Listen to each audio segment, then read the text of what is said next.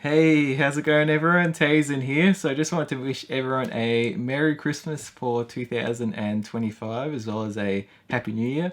Just thought I'd come on, make a quick video and yeah, just sort of just wish everyone well, see what people have all been up to, playing, and make this video more or less about a game that I've been absolutely cherishing throughout what is now this festive Christmas season, but one I've just been immersed in for the last almost 4 months now. And it's not often that I get immersed in a JRPG as extensively as this. That often. I would say actually, no, every JRPG I play, I do get that invested in, but I'm not playing that many, and it takes me quite a while to find that JRPG now, and part of it's just due to the anatomy of my arms and everything, surgeries I've gone through, so I don't have the same capacity to play through games like I used to. So I really have to pick my battles and really choose wisely with the games, and that means that I spend a lot of time more so thinking and learning about what game is drawing me to it before I play it, or maybe just as I start. So I tend to find myself now playing a lot of shorter games, but when I do get a game that I play for many hours in the triple digits, then I know there's something really special about that. And I guess I could talk about a couple games actually for this video, just spanning over the last few years that have really engrossed me in them. But I want to, especially at the forefront of this video, make it about Mon Ami, Clair Obscur Expedition 33. This game, honestly, I could describe it in so many words, but it's just something you have to experience yourself. And there's just, it's really hard to pinpoint this because obviously so many people are loving this game. Fairly enough, it won Game of the Year as well as 8 other awards at the Game Awards, and that's just the Game Awards. There are other awards like the Golden Joystick Awards and so on. But this game, playing it at this moment in time, it really delves deeply into the themes of grief and introspective thought. Ways we live in imagination and fantasies, as well as those we live in realities. And just all this happening all at once at the time I'm playing it, things in my life, it's just really having a profound effect on me.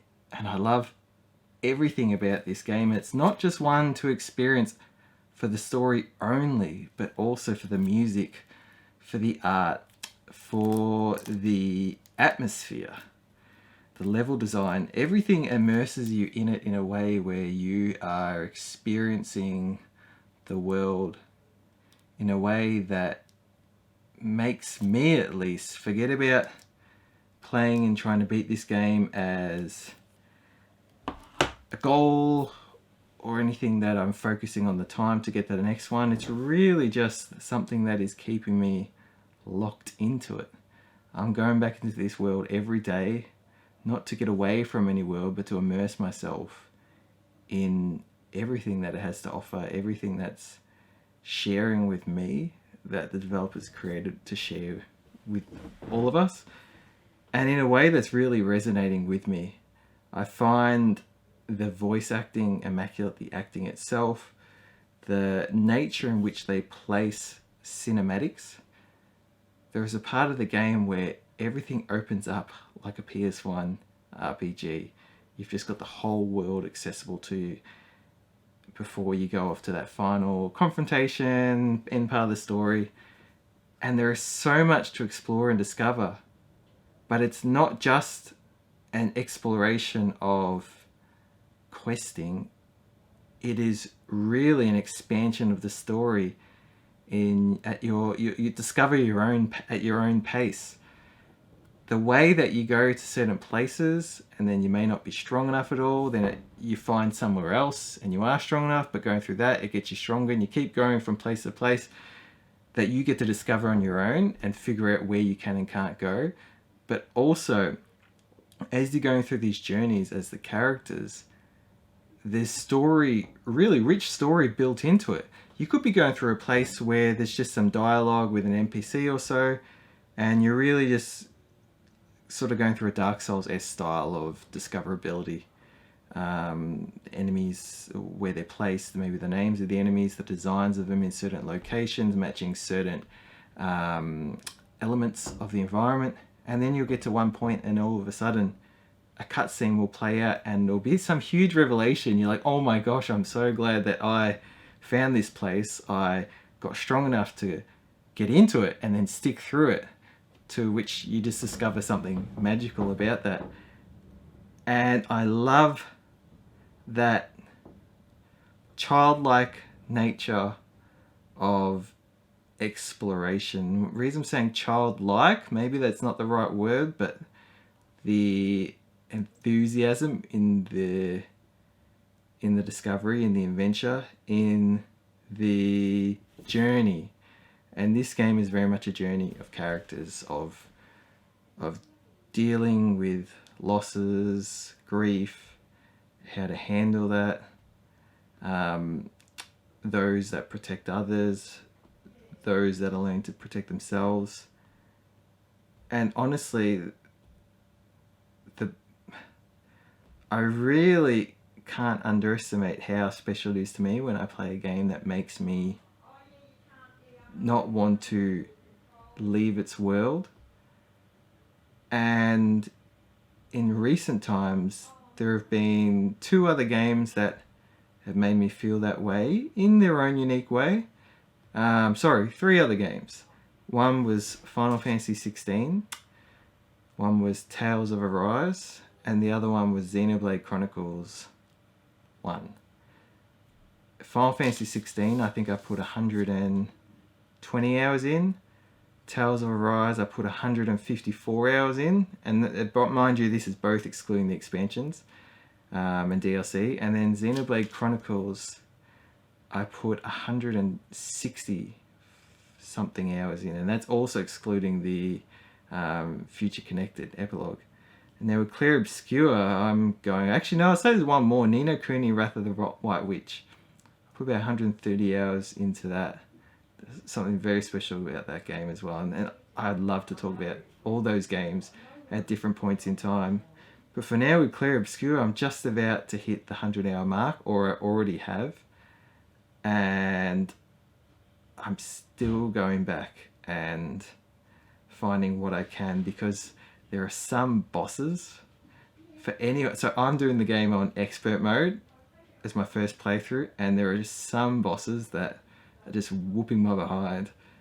And I have to say, the one that is really killing me the most at the moment is a boss. I won't say anything about the boss other than its name is Simon. And that boss is absolutely pulling my hairs out, but it is so fun every time I attempt to fight him. And I learn that little bit more, I get that little bit better, and I really feel... And I also change the builds of my characters, and I feel like I'm getting close enough that I can do it.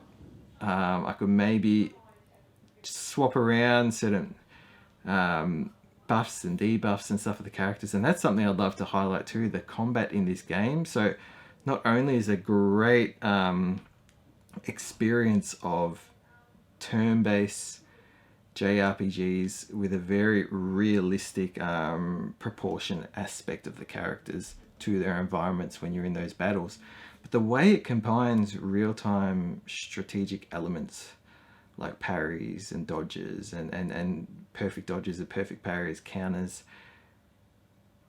in a way it's almost like it's combining something like the recent God of War games or other very timing based action RPGs, the Star Wars Jedi series, and I love that so much. This is the best experience I've had with turn-based in the modern era.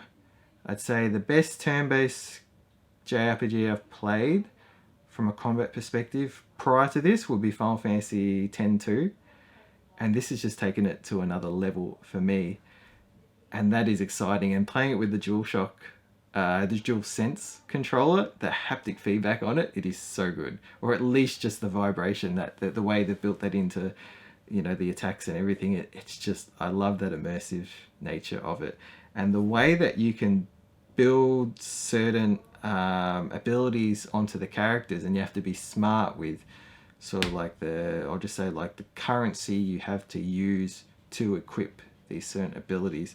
You have to be really smart, but you can change it up in such unique ways where it gives you different play styles. You can change the speed of the characters so different ones play in different orders, and that can affect the way that certain characters go first, can apply certain buffs or debuffs to allow the characters that come after for those who come after in-game reference, to essentially alter the playstyle. Like, there is that many different ways you can play this game, and I'm sure that I could go down a rabbit hole on YouTube and discover all these different builds and buffs and so on that could just make your characters indestructible against certain enemies, certain boss fights, all of them.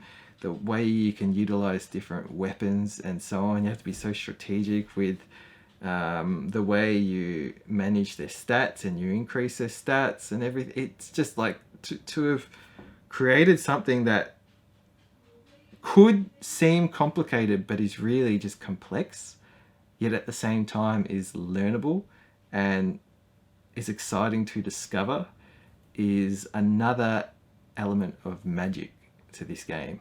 And then there's the music, the way that the soundtrack for this game is just unbelievable, and certain boss battles, certain environmental sounds, again, the sound design of the attacks and everything, the magic spells, the counters, the way that the characters say certain moves in the battle, skills, for example, like you're playing Legend of Dragoon, but it actually it sounds like it fits when they say it in this game.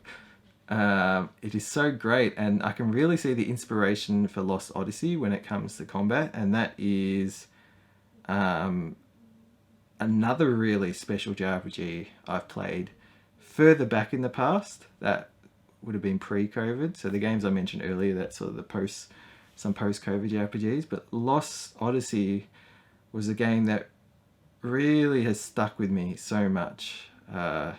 It's one of those games, if anyone asks me what's a JRPG I recommend for them to play that they may not have played, I'd say it'd almost always be Lost Odyssey. There's something unique, and I feel like it can be more of a missed experience for many people to have not played it or discovered it. Not that anyone needs to, but of others that are more well known, even though Final Fantasy X is my favorite JRPG, Lost Odyssey would be that one I recommend. And I don't think I even need to recommend Clair Obscur, because I'm sure that recommendation has been said more than enough and will continue to be said so many times by so many people.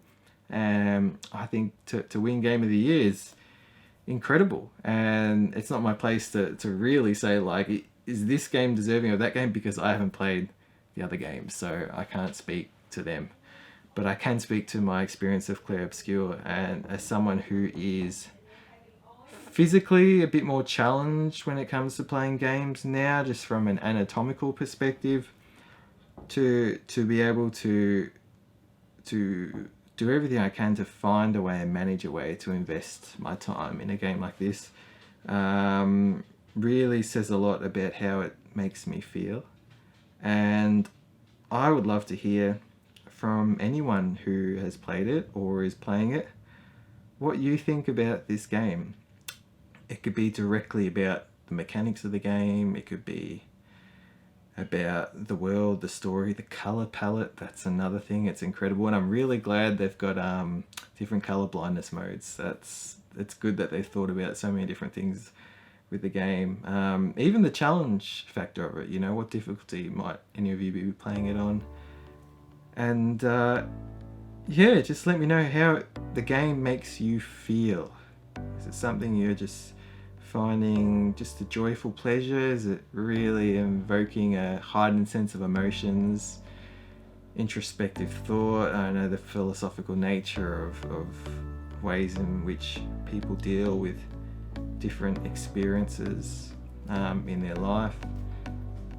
Yeah, I think that's where I'll leave it at that. But most importantly, Merry Christmas again to everyone, and anyone taking the very kind time to watch me talk about games like this. And yeah, I really hope you all have a happy new year. So until then, be safe, be well, you know, take the best care that you can of yourselves, and yeah, until the next video, stay spot on.